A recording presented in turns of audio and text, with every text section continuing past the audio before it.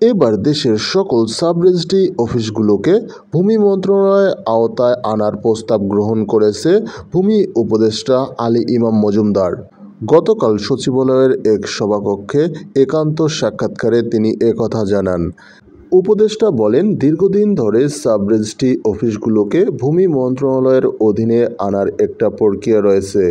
এ সম্পর্কে জনপ্রশাসন সংস্কার কমিশনের একটা সুপারিশও রয়েছে।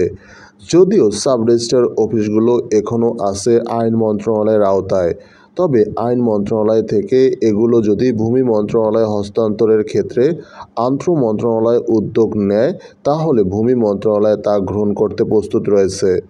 তিনি আরও বলেন, সাব রেজিস্ট্রি অফিসগুলো ভূমি মন্ত্রণালয়ের আওতায় আনার ক্ষেত্রে শুধু ক্যাবিনেটে আমাদের কার্যপরিধি অন্তর্ভুক্ত করতে হবে।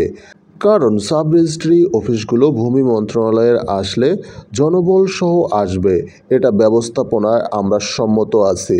মাঠ পর্যায়ে ভূমি কর্মকর্তা কর্মচারীদের নিয়ে বিভিন্ন অভিযোগ বিষয়ে উপদেষ্টা বলেন, এর কারণ হচ্ছে ভূমি সংস্কার আইনগুলো আমাদের সকলের না জানা।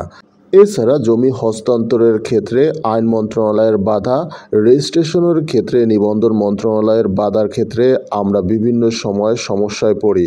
এই সমস্যার সমাধান করতে হলে আমাদের একত্রিতভাবে কাজ করতে হবে। তাই দীর্ঘদিনের উদ্যোগের ফলে ভূমি মন্ত্রণালয়ের অধীনে গ্রহণ করা হতে যাচ্ছে সাব রেজিস্ট্রার অফিস। এর ফলে জনগণের ভোগান্তি দূর হবে।